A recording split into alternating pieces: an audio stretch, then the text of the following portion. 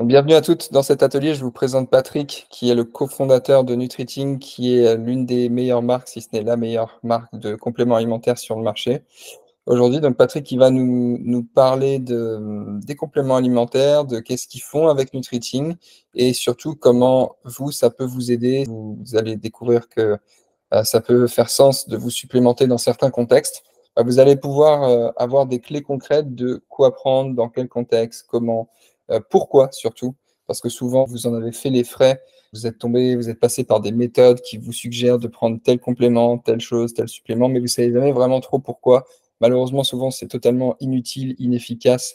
Et là, on va vous partager des clés qui vont vous amener beaucoup de clarté sur comment ça fonctionne, pourquoi ça peut faire sens à certains moments de se supplémenter. Donc, bienvenue à toutes. Patrick, je te laisse la main. Yes, merci beaucoup. Donc déjà, bonjour à toutes et merci de votre présence. Donc je m'appelle Patrick et je suis cofondateur de la société Nutriting. Donc je vais rapidement, voilà le plan du jour, présenter qui nous sommes, la société, brièvement. Et ensuite, on va rentrer dans le cœur du sujet avec est-ce qu'on a besoin de se supplémenter, pourquoi, comment et surtout dans un cas comme le vôtre, qu'est-ce qui peut être intéressant. Je vais aller de manière assez succincte sur pas mal de slides. Les supports seront là pour celles qui voudront y revenir plus tard, notamment via la vidéo YouTube. Mais si vous avez des questions, bien sûr, je répondrai à la fin avec grand plaisir. Donc, Nutriting, c'est une société qui a été fondée par trois amis d'enfance, Julien, Thierry et moi-même, parce que c'est né d'une passion réelle de la nutrition et l'envie de partager nos connaissances. Et puis, on était aussi consommateurs de compléments alimentaires, notamment parce qu'on a tous fait du sport à haut niveau. Voilà. Et en fait, on ne trouvait pas sur le marché français ce qu'on voulait. Et donc, on s'est dit, bah, si on faisait nos propres compléments. Et c'est comme ça qu'on a lancé l'aventure en juin 2012. Donc, on a bientôt 12 ans cette année. Notre ADN. Alors, le complément alimentaire, c'est un milieu qui est malheureusement, qui n'a pas très bonne presse. Et notamment parce que il y a beaucoup de vendeurs de poudre de perlimpinpin en tout genre qui voilà, ont compris qu'on vendait plus facilement avec du marketing qu'avec de la science. Bah, nous, on a l'approche totalement inverse, c'est-à-dire qu'on va se baser 100% sur la science. Voilà. On va faire que des compléments pour lesquels on a des études robustes, enfin, au maximum du possible en tout cas, ou des explications potentielles sur pourquoi du comment ça marcherait. Voilà, donc, et on va être très sélectif là-dessus. Si on a des doutes, on ne va pas faire un complément pour lesquels il n'y a aucune preuve. Très brièvement, c'est ce qu'on appelle la pyramide des preuves. Donc, c'est pour classer le niveau de force des preuves. Donc, vous voyez bien que sur cette pyramide, il n'y a pas le témoignage d'un tel ou un tel ou l'anecdote. Hein. C'est vraiment on commence par des études assez solides et enfin, on finit par des études assez solides. Et donc, nous, on va se baser principalement sur les deux derniers étages, hein, qui sont les essais contrôlés, les méta-analyses. Et donc, sur chacune de nos fiches produits, on peut trouver voilà, une liste de références. Ça sera, c'est disponible pour celles et ceux qui veulent aller fouiller, mais en tout cas, voilà, on met en avant les références sur lesquelles on s'est basé pour la formulation de tel ou tel produit. Du coup, voilà, pourquoi nos compléments plus que d'autres? Parce que maintenant, on est quand même très nombreux sur le marché. Bah, encore une fois, parce qu'on est 100% basé sur la science, parce qu'on choisit les meilleures formes pour chaque ingrédient. Alors ça, c'est hyper important et c'est très méconnu et j'y reviendrai un peu plus tard, même si c'est un petit peu technique parce qu'on a des dosages qui sont 100% physiologiques, donc il n'y a pas de crainte de surdosage et parce qu'on est fabriqué en France. Voilà. Et en plus de la dimension sociale et humaine, bah, c'est quand même une garantie qualité. Réglementation, la France est très très sévère et tant mieux. Voilà, Menu Streeting, c'est aussi, alors on a beaucoup de contenu rédactionnel, on a plus de 300 articles sur la nutrition, on a des fiches fruits et légumes, des recettes, etc. Bon, voilà, on a un super service client et on a une qualité reconnue par avis vérifié. Comme vous voyez, a priori, les gens sont satisfaits. On en est très content. Donc, je saute dans le vif du sujet. Est-ce qu'on a besoin de se supplémenter? Donc, je commence par un petit rappel de la définition de qu'est-ce qu'un complément alimentaire. Donc, ça, c'est la définition officielle qui dit en gros qu'un complément alimentaire, c'est une denrée qui complète une alimentation normale ou alors une substance qui va avoir un effet nutritionnel et physiologique. Donc, en d'autres mots, bon, j'ai réécrit la même chose, mais dit autrement, c'est des produits qui vont être à base de micronutriments, c'est-à-dire vitamines, minéraux, d'acides aminés, donc c'est la base des protéines, de phytonutriments, etc.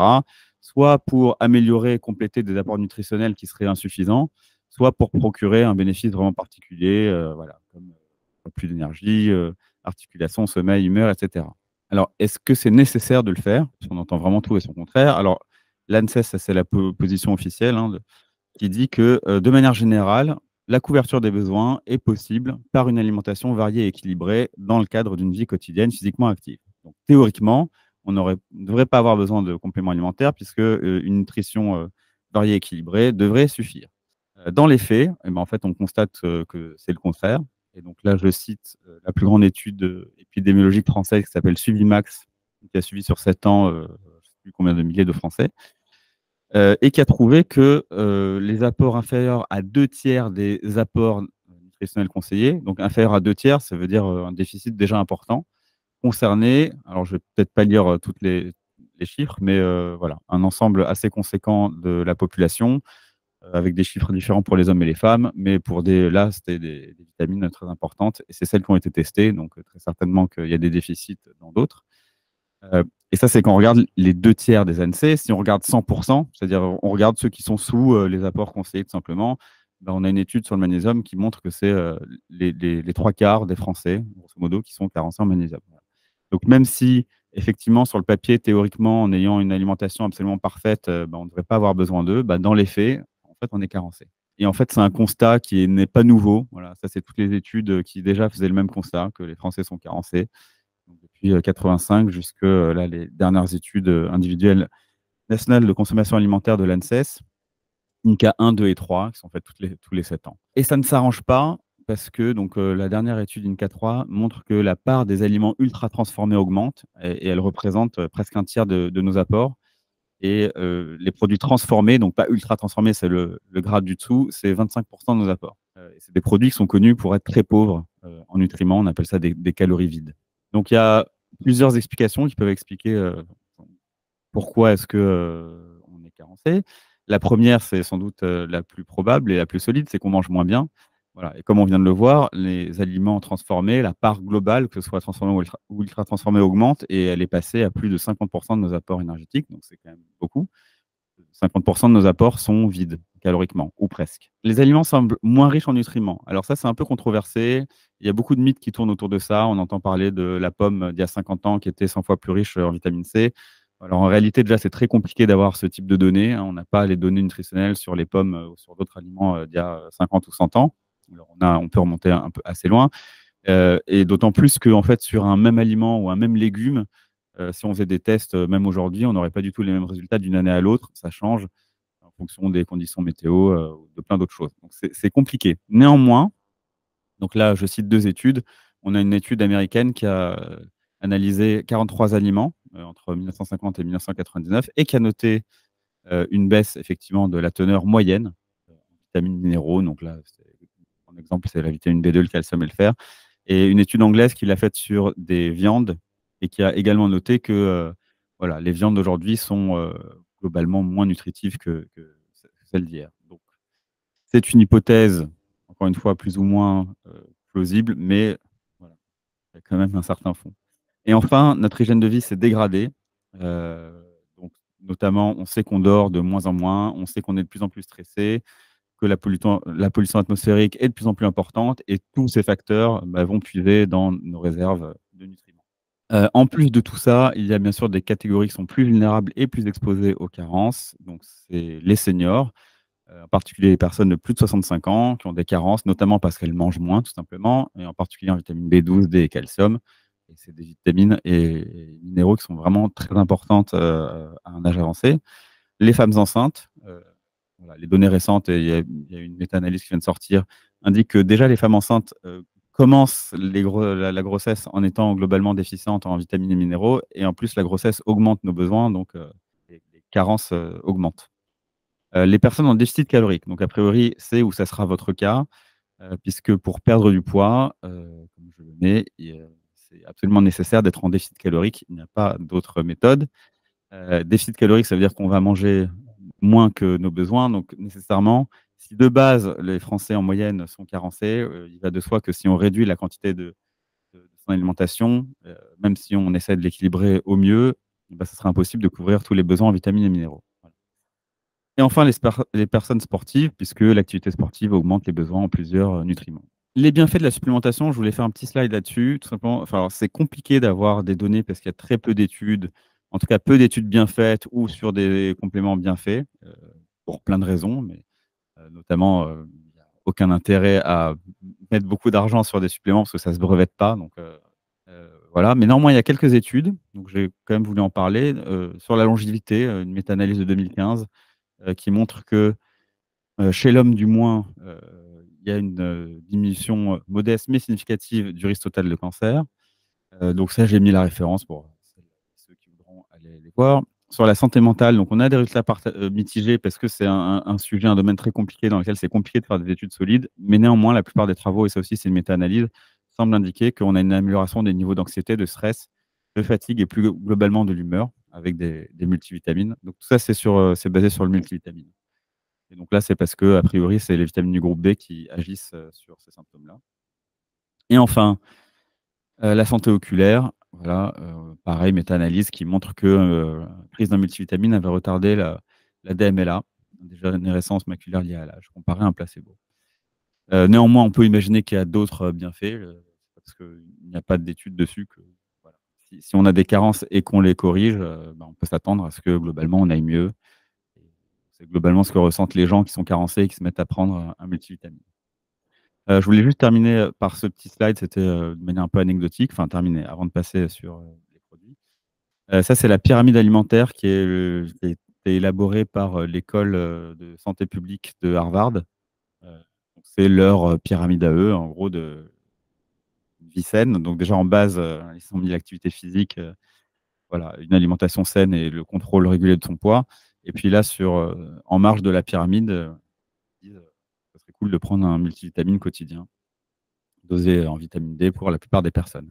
Et justement, en fait, voilà, on rentre dans le vif du sujet de quel alors je vais parler de nos compléments forcément, mais après, ça s'applique, à tous. Le complément qui me semble le plus important lorsqu'on est en déficit calorique, c'est un multivitamine, pour toutes les raisons que j'ai évoquées. Donc il n'existe pas, je vais peut-être répondre à cette question maintenant, de complément qui aide à perdre du poids. Ça n'existe pas.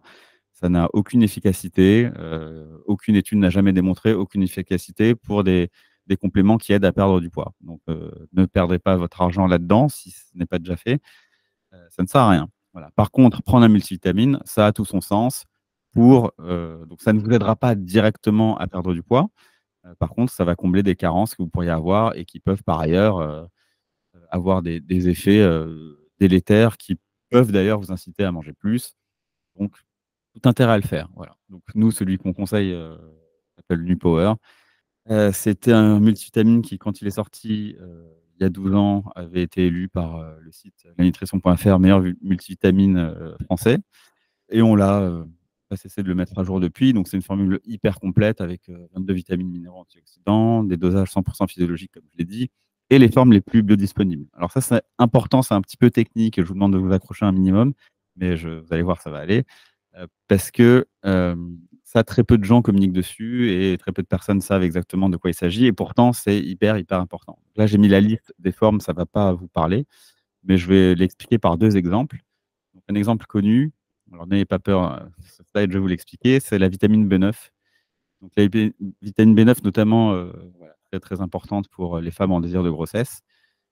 Et donc ce que montre ce schéma, c'est que, que ce soit par l'apport alimentaire, donc la vitamine B9 sera sous forme de folate ou l'apport de ce qu'on appelle l'acide folique, qui est en gros, la forme synthétique de vitamine B9 la plus répandue dans tous les compléments alimentaires. Je pense que 99 de compléments alimentaires ont de l'acide folique pour, la vitamine B9. Et d'ailleurs, on était les premiers en France à ne pas avoir mis de l'acide folique.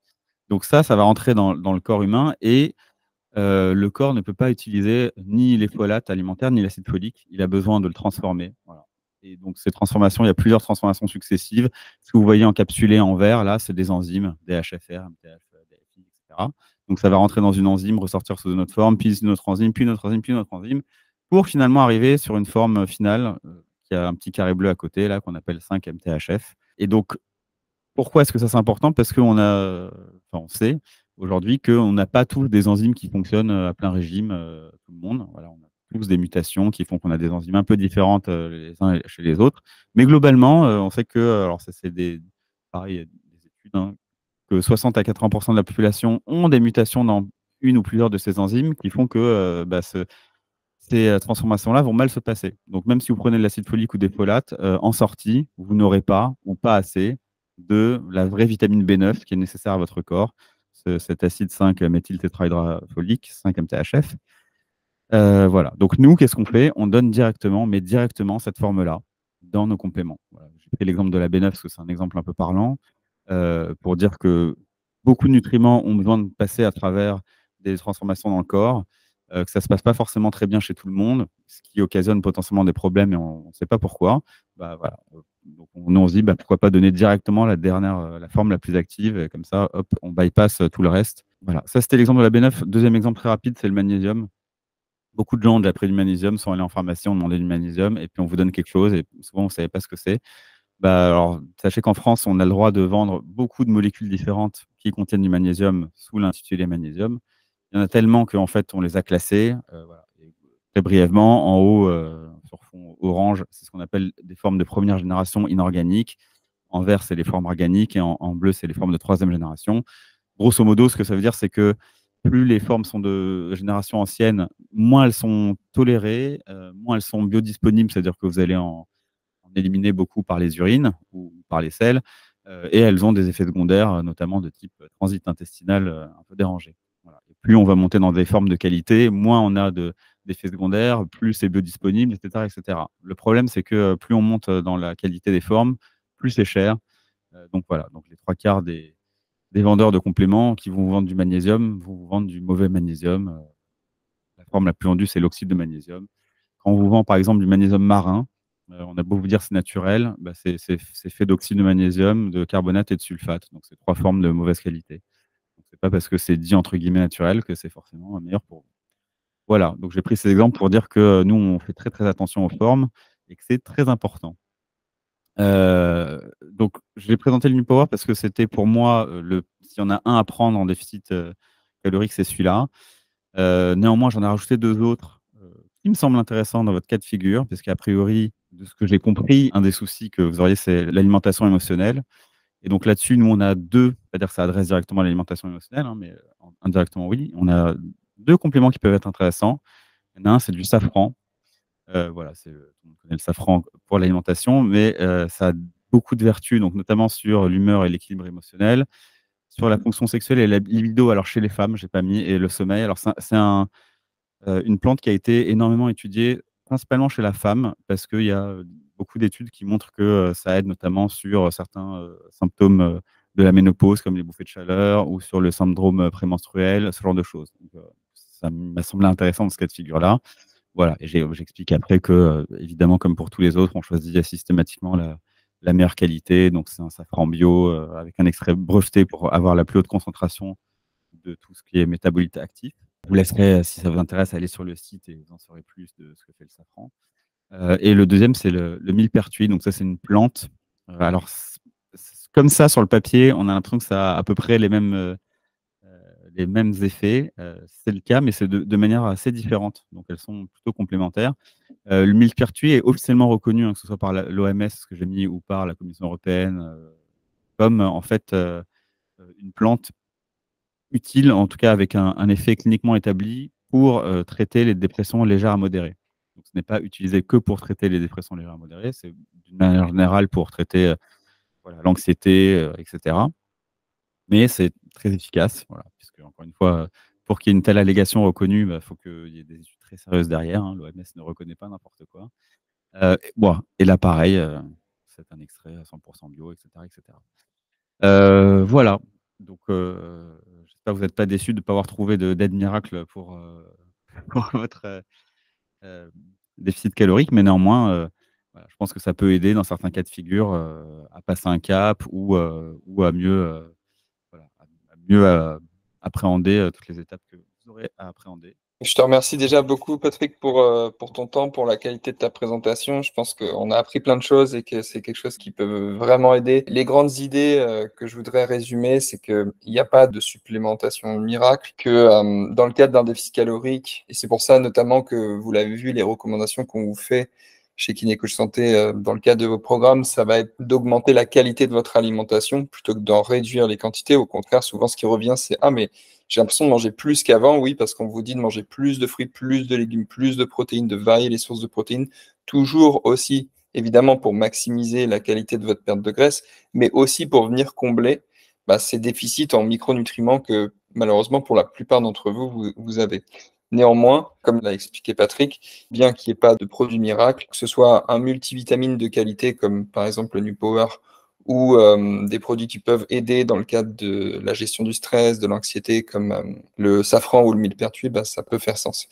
Et donc, à l'occasion du partenariat qu'on a fait avec Nutriting, vous avez un code promo. Donc sur le site, si vous avez envie de commander, que ce soit ce qu'on vous a recommandé ce soir ou autre chose, parce que vous verrez que le catalogue est assez fourni.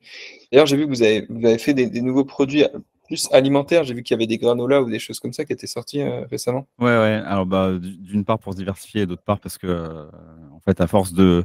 Alors là, pour les granolas, c'est parce qu'on mettait beaucoup en avant dans nos articles les bienfaits de l'avoine et des flocons d'avoine. Voilà. Puis on nous Ouais, a demandé à chaque fois, ouais, mais quelle avoine prendre, quelle avoine prendre. Donc au bout d'un moment, on s'est dit, bah, tiens, et si on faisait les nôtres, donc oui, on a fait des flocons d'avoine, pareil, bio, made in France.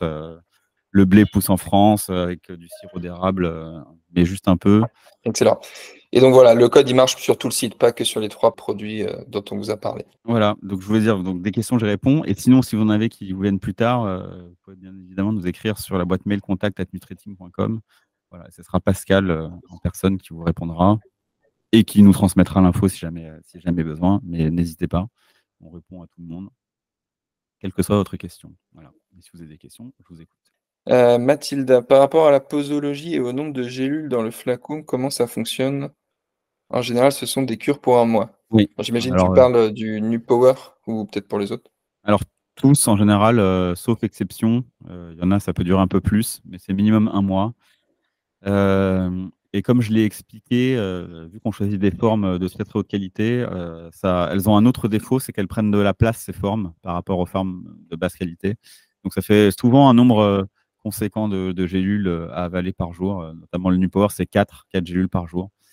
Alors voilà, ça étonne toujours un peu, mais comme on le dit, bah, si on veut avoir de la bonne qualité et un minimum pour que ce soit efficace, c'est entre guillemets, le prix à payer. Mais oui, globalement, c'est un mois. Super. Tu vois les questions, Patrick, ou pas? Ouais, alors attends, par rapport à ça, c'est bon. Oui, la whey, la BCAA, la carnitine. Alors, je vais répondre très rapidement. Du coup, la whey, donc c'est pour celles qui ne savent pas, c'est la protéine du lactosérum, donc du lait. Donc il y a deux types de protéines dans le lait, lactosérum et la caséine. C'est, ça se vend en poudre et c'est un très bon complément si vous avez besoin de complémenter votre alimentation en protéines et que vous ne pouvez pas le faire ou que ça ne vous arrange pas de le faire avec des aliments naturels, enfin naturels, c'est naturel là, ouais, on s'entend.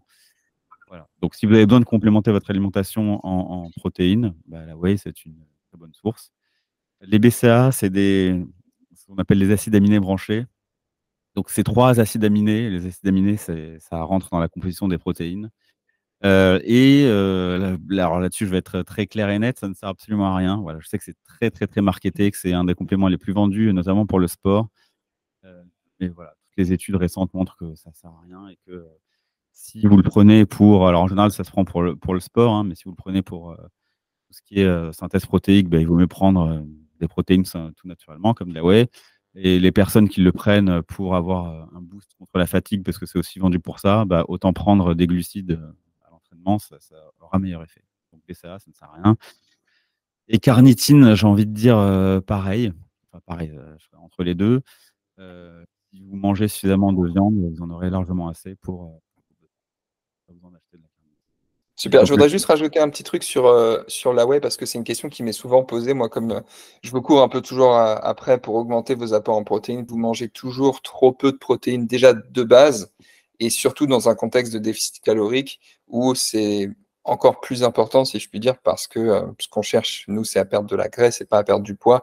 Et donc, on veut que vous ayez assez de protéines. Attention, assez de protéines, ça ne veut pas dire mettre les protéines à fond la caisse, ça veut juste dire en avoir assez. Qu'est-ce que ça veut dire en avoir assez? Ça veut dire tout simplement mettre une source de protéines à chacun de vos repas, que ce soit petit déjeuner, déjeuner, collation si vous en faites, et dîner. Une source de protéines, généralement, je vous rappelle un peu les quantités qu'on a tendance à recommander. Pour ce qui va être de la viande, du poisson, si déjà vous mettez 100, 120 grammes, 150 grammes, vous pouvez aller au-delà si vous en avez envie, ça ne posera pas de problème. Et d'ailleurs, si vous allez au-delà, ça peut vous aider davantage. notamment au niveau de la satiété. Il y a vraiment une corrélation entre les apports en protéines et la satiété chez un majeure partie, des individus. Donc, vous pouvez prendre de la whey si c'est plus simple pour vous, mais en aucun cas c'est obligatoire. C'est juste que ça a bonne presse chez les sportifs parce qu'en fait, c'est pratique pour les sportifs qui ont des apports et des besoins en protéines, pardon, qui sont supérieurs à la moyenne. Mais, vous pouvez très bien le prendre même si vous n'êtes pas spécialement sportive. Ça peut très bien vous aider aussi, que ce soit au niveau de l'aspect pratique, au niveau de la satiété, parce que ça reste, une protéine d'excellente qualité. Et pour information, la whey, c'est ce qui est utilisé notamment dans le petit lait pour bébé. Donc, souvent c'est perçu même comme du dopage et en fait c'est la même chose, hein, c'est du lactosérum. Voilà pour le petit point que je voulais rajouter. D'ailleurs, Hem, les usines sont les mêmes que celles qui font le lait en poudre pour les enfants, hein. ah ouais? Ouais, donc on se pose pas la question de si c'est du dopage pour Ouais, ouais. Et il y a une encore bonne si. question de Delphine. Qu'est-ce qui est conseillé, pour la ménopause? Ouais, alors je ne saurais pas répondre à cette question pour la simple bonne raison qu'on est en ce moment en train de un peu étudier le sujet. Donc on est en ce moment en train d'étudier toute la littérature, voilà. Il y a quelques petites choses qui commencent à ressortir, du lot, mais on a vraiment besoin de creuser, le sujet, pour en savoir plus et savoir si c'est vraiment efficace. Pour l'heure, nous, dans ce qu'on a, c'est le safran. Voilà, mais la seule étude, malheureusement qui a été faite dessus, c'était sur les bouffées de chaleur, sur la ménopause, mais c'est une bonne étude et il y a eu un bon résultat dessus. Voilà, voilà, il y a d'autres choses, mais tant que je suis pas, certain, je pourrais pas m'avancer dessus. Peut-on prendre plusieurs compléments en même temps? Oui. Alors oui, d'une manière générale, même si vous allez les retrouver parfois, alors là, c'est pas le cas, Nupower, c'est un ensemble de vitamines et minéraux. Heu, il y a aucun problème à le prendre avec du millepertuis, ou du safran ou quoi que ce soit d'autre. Et dans certains cas, nos compléments ont déjà un certain nombre de vitamines et minéraux parce qu'il y en a besoin pour une synergie particulière. Donc, voilà, je prends l'exemple du magnésium. Pour le magnésium, on a besoin de vitamine B6, donc on met de la vitamine B6 avec le magnésium. Du coup, ça fait peur, parfois à certaines personnes de dire: «Ah oui, mais si je prends le Nupower et le magnésium, je vais avoir de la B6 d'un côté, de la B6 de l'autre». Donc rassurez-vous, hem, en France, la réglementation est tellement stricte que de toute manière, ils font très attention à ça. C'est-à-dire au fait que, les gens puissent être en surdose de quoi que ce soit en mélangeant ou en prenant beaucoup plus que nécessaire. Donc, ce qu'il y a de bien avec les compléments, c'est que globalement la dose efficace, elle est relativement faible. Enfin, on a quand même du mal à l'atteindre avec l'alimentation, elle est pas si faible, mais elle est relativement faible. Et la dose qui commence à poser souci, par contre, elle est très élevée. Donc on a beaucoup de marge et dans les compléments alimentaires, on a une dose à respecter, qui fait que vous avez de la marge, quoi. Ne vous inquiétez pas, quelles que soient les associations que vous faites. Sauf si vous prenez 50 fois la dose, hein, et c'est pas ce qui est conseillé. On parle beaucoup de collagène, ça sert à quoi? Ouais, très bonne question. Alors le collagène, pour faire court, ça appartient à la famille des protéines et c'est la protéine, la plus prépondérante dans le corps humain puisque en gros, elle rentre dans la formation de la peau, des os, des cheveux, des ongles, quasiment tout, des tendons, et cetera, et cetera. Hem et bon, elle a fait beaucoup parler d'elle, dernièrement. C'est vrai que c'est un peu à la mode. On en fait d'ailleurs, hem, pour plusieurs raisons, mais aujourd'hui, il y en a une qui est très bien documentée. C'est, la souplesse, la beauté de la peau, voilà, puisque, le collagène, on en a dans la peau, c'est ce qui rend la peau élastique, qu'avec l'âge, on en synthétise, de moins en moins. Voilà, donc c'est ce qui fait aussi, qu'on a des rides. C'est parce que le collagène, tient moins bien ou qu'on en a moins. Voilà, donc ça a du sens de se supplémenter en collagène, au fur et à mesure, qu'on avance avec l'âge. Il y a un deuxième effet du collagène qui est un peu moins documenté, mais il est quand même, c'est sur, tout ce qui est, souplesse, articulaire, puisque les tendons sont aussi faits de collagène et donc de la même manière, voilà, protéger les articulations, donc surtout pour les sportifs ou les personnes âgées, avec du collagène. C'est quelque chose qui se prend vraiment au long cours. Alors, globalement, tous les compléments se prennent au long cours ou tant qu'on a besoin de traiter quelque chose. Et là, pour le coup, le collagène, ça se prend tout le temps, quoi. Ça se prend vraiment au long cours et ça se prend avec des doses, minimales assez importantes. Voilà, dans les études, c'est à partir de 5-6 grammes.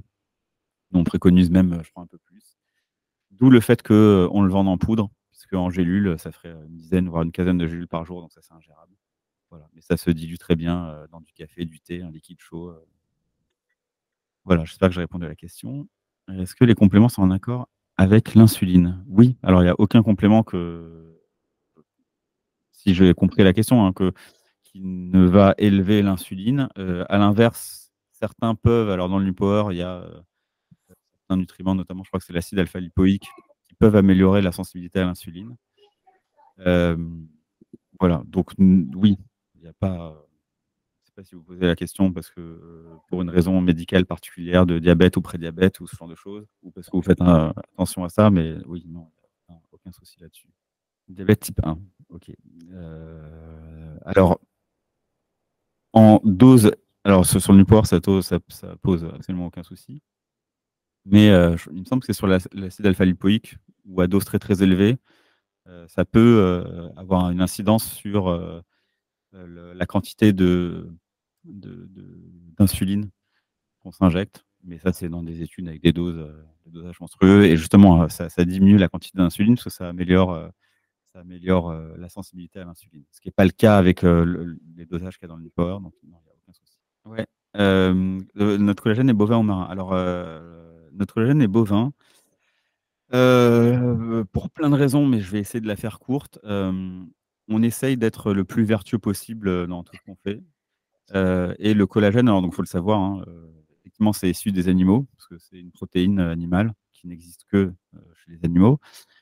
Du coup, typiquement, l'industrie du collagène, c'est soit les déchets de l'industrie de la viande, on récupère les carcasses, soit la même chose, les déchets de l'industrie de la mer. Voilà. Et en fait, pour être le plus vertueux possible, en fait, sur la mer, c'était très compliqué, puisque il y a des gros problèmes de surpêche sur plein d'espèces, donc il fallait trouver un collagène issu d'espèces protégées, ce genre de choses, et on n'a pas réussi à trouver. Et sur le bovin, on a réussi à trouver, et je crois qu'on est les seuls à le faire, un collagène qui est issu de bœufs exclusivement élevés en plein air, et exclusivement nourris à l'herbe et au pâturage. Voilà. C'est uniquement pour le bien-être animal, ça ne change rien sur le collagène final. Et à la fin, le collagène, il est hydrolysé, c'est-à-dire il est prédigéré en ce qu'on appelle des di- et des tripeptides. Donc, que le collagène soit bovin ou marin, sur l'efficacité, ça ne change strictement rien. À partir du moment où il est hydrolysé. Si vous prenez du collagène entier, c'est peut-être pas la même chose, mais hydrolysé, c'est-à-dire voilà, prédigéré, donc il aura la même taille, qu'il soit bovin ou marin. L'efficacité est la même. Voilà, je sais que parfois, psychologiquement, on préfère du marin à du bovin, c'est comme ça. Et dans le cas du marin, parfois, on peut avoir un petit goût de la mer, ou dans le cas du bovin, un petit goût de pot-au-feu, c'est ce qu'on dit. Bon, le nôtre n'a quasiment pas de goût, donc c'est pas le cas. Il y a Delphine qui pose la question, est-ce qu'il n'y a pas de contre-indication pour le collagène? Aucune, non. Non, c'est une protéine, d'une part, qu'on synthétise nous-mêmes, donc de moins en moins avec l'âge, qui est totalement naturelle. J'aime pas le terme naturel, mais bon, vous me comprenez pour le coup. Non, non, il n'y a aucune contre-indication, quoi. Alors, ça compte pas comme c'est une protéine, même si vous en prenez beaucoup. C'est une protéine, enfin, c'est des acides aminés qui sont, alors c'est technique, mais on va pas rentrer en détail, qui sont non protéinogènes, qui ne rentrent pas dans la fabrication des protéines du corps humain, donc qui ne rentrent pas dans votre décompte de protéines journalier, quoi. C'est pas comme la viande, les œufs, le lait, produits laitiers, le soja, ce genre de choses. C'est vraiment des protéines qui sont très particulières et leur seul rôle, entre guillemets, hein, c'est la peau, les os, les articulations. Pour la petite anecdote, le collagène, on en mange aussi dans notre alimentation de moins en moins par rapport à l'ancien temps, si on peut appeler ça comme ça. Parce que à l'époque, on faisait beaucoup de viande mijotée avec des parties plutôt gélatineuses. Le traditionnel pot-au-feu, le bœuf bourguignon, de la macreuse, des choses comme ça. Et donc, c'est généralement, on en mange moins qu'avant. Donc, on a moins de collagène aujourd'hui dans notre alimentation. Donc, c'est pour ça que la supplémentation peut être intéressante. Mais bon, moi, je le fais à titre personnel parce que j'apprécie particulièrement ça, mais je fais des pot-au-feu surtout en hiver. Mm. Donc, si vous voulez augmenter vos apports en collagène, bah, faites des pot-au-feu. Alors, dégraissez-le, hein, parce que je vous vois venir. Dans le cas d'une perte de poids, c'est très bon d'un point de vue apport en micronutriments, notamment via le collagène, mais pas que. Mais la petite technique, c'est de faire refroidir le bouillon, attendez que le gras remonte, surtout si vous mettez un os à moelle, vous enlevez la partie grasse et puis vous allez récupérer justement ce fameux collagène. Vous allez voir que froid, justement, ça va un peu devenir gélatineux, ce qui après, quand vous le réchauffez, redevient liquide. Et puis, en plus des bienfaits, c'est super bon, quoi. Je crois pas connaître vraiment des gens qui aiment pas le pot-au-feu, donc profitez-en. C'est l'hiver. Augmentez vos apports en collagène. Faites du pot-au-feu. Ça marche bien aussi avec le. Alors, tiens, tu sauras peut-être mieux répondre à ça. Je ne suis pas sûr que ce soit la même qualité si tu fais de la poule au pot. Parce qu'il y a aussi du collagène, mais peut-être pas la même Heu, qualité. Si, je pense que c'est la même, hein, enfin, Ouais. de toute façon, à partir du moment où ça gélatinise, c'est bon, c'est gagné, c'est que voilà, c'est qu'on a bien extrait la gélatine. Non, non, ça marche et d'ailleurs, enfin, une autre méthode, peut-être pas plus simple, hein, mais c'est de faire ce qu'on appelle des bouillons d'os, quoi. Donc c'est, prendre, une marmite d'eau et puis plonger soit une carcasse de volaille si on a mangé, un poulet rôti le midi ou des os de n'importe quel animal et laisser bouillir. Alors pas bouillir, mais au début bouillir, puis ensuite à feu doux assez longtemps et ne récupérer que l'eau. Bien sûr, mettre des alors on a une recette sur le site, mais il y a des recettes partout, hein, de bouillon d'os, quoi et pareil, donc c'est le même principe, c'est assez riche en collagène, si vous voulez une manière naturelle, d'avoir du collagène dans votre alimentation. Alors ça demande un peu de temps, hein, et d'organisation à faire. Voilà, moi j'en fais très régulièrement, c'est très bon et après, si vous cuisinez, ça s'utilise, comme base de plein de trucs, de sauces, un milliard de trucs. Ce qu'on appelle les fonds, en cuisine, fond de veau, fond de volaille. Voilà. Une petite question de Aubin. Aubin, Patrick, c'est Yes. l'autre Ouais. cofondateur de Kineco Santé, du coup, qui a piqué une Ah oui, tête. pardon, c'est vrai que j'avais pas lu les questions. Petite question entre la glycine et le collagène. Alors, la glycine, c'est un acide aminé. Voilà. Le collagène, c'est un ensemble de 3 acides aminés, parmi lesquels la glycine. Donc il y a la glycine, la propylglycine et je ne sais plus lequel est le troisième. Et dans quelle mesure l'un est mieux que l'autre? Alors, donc la glycine, c'est voilà, c'est un seul des 3 acides aminés. Le collagène, comment ça marche? Avant d'expliquer la glycine, c'est que donc globalement, on en fabrique moins et qu'en fait, on s'est aperçu qu'en donnant donc c'est ça qui est assez intéressant, c'est qu'on ne donne pas du collagène au corps humain, on donne les dipeptides de collagène, c'est-à-dire du collagène déjà prédigéré et on s'est aperçu qu'en donnant des dipeptides de collagène, bah, le corps synthétisait du collagène. C'est comme si on commençait à lui donner, les matériaux pour construire, une maison et qu'il se dit: «Bah, tiens, vu que j'ai ces matériaux-là, je vais construire cette maison-là». Alors qu'il pourrait en faire complètement autre chose, hein, mais en fait, il construit du collagène. Donc le corps a une espèce de je sais pas comment ça fonctionne exactement, de mémoire ou de voilà, il voit les blocs et il se dit: «Bah, tiens, avec ça, je vais construire du collagène». La glycine, c'est un seul des 3, donc ça ne va pas directement impacter notre synthèse de collagène, sauf si le facteur limitant, c'était, la glycine et donc ça va plus avoir les effets de la glycine seule. Alors la glycine seule, elle a plusieurs effets. Alors elle en a 2. Alors il y en a un qui est hyper technique et j'ai un article dessus, sur ce qu'on appelle la méthylation. Alors je rentre pas dans les détails, mais voilà, en gros, on en a besoin et plus on mange des protéines animales, justement sans collagène, bah, plus on a besoin de glycine. Encore une fois, je rentre pas dans les détails, c'est hyper, hyper complexe. Le deuxième effet de la glycine, c'est sur le sommeil. Voilà. Donc, typiquement, on préconise la glycine avant de dormir. Donc voilà, dans ce cadre-là, si on prend du collagène, on dit qu'on bénéficiait un peu du meilleur des deux mondes des deux. La glycine, on va bénéficier que des effets de la glycine. Voilà. L'avantage de la glycine, c'est que c'est pas issu nécessairement, d'ailleurs pas, d'animaux. Donc en général, si la personne est végétarienne, bah, elle va pas prendre de collagène, mais plutôt de la glycine. Ou si la personne n'aime pas qu'un complément soit issu d'animaux, elle préfère prendre de la glycine. Des règles abondantes, il faut plutôt du fer ou de la spiruline. Non, il faut du fer. Enfin, si vous perdez, si vous perdez du fer, il faut du fer. Non, le fer de la spiruline, trop peu et c'est pas du tout assimilable. Donc non. Après, encore une fois, si ça impacte vos taux de fer au point que il faille se supplémenter. Donc pour le faire, juste pour la petite histoire, anecdotique, enfin c'est pas anecdotique, historiquement, on mettait du fer dans les multivitamines. Donc les multivitamines ont toujours contenu, c'était un fourre-tout, on mettait un peu de tout et de rien. Et puis on s'est aperçu que c'était pas une très bonne idée de mettre du fer dans un multivitamine pour plein de raisons. Il y a une réaction avec la vitamine C, mais aussi parce que les gens qui en ont déjà, il faut pas qu'ils en aient trop. Voilà, donc nous on met le fer à part et c'est exclusivement, enfin pas exclusivement, mais vivement conseillé aux personnes qui ont une anémie ferriprive qui est diagnostiquée, quoi. Voilà. De manière générale, hésitez pas à aller voir votre médecin pour aller faire une prise de Exactement. sang. Ça peut toujours vous aider, hein.